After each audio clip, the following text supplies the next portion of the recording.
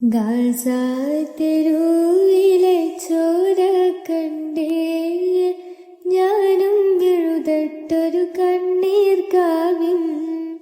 പിഞ്ചോമന മക്കളെ ചോരക്കായി ദാഹിച്ചലയുന്ന ചെന്നായ്ക്കൂട്ടം. മരിച്ചത് ഞാനല്ല, നീയാണ് മുസ്ലിമേ. ഫാസിസ തടവറയിൽ അടിമയായി നിൽപ്പൂ നീ എന്ന് തീരും ഈ കണ്ണുനീരിൻ മോചനം നേടുകില്ലേ. ഫലസ്തീൻ ചിരിയെന്നത് കാണാക്കിനാവല്ല, അറബിപ്പൊൻ വിളയുന്ന കാലം വരുന്നുണ്ട്.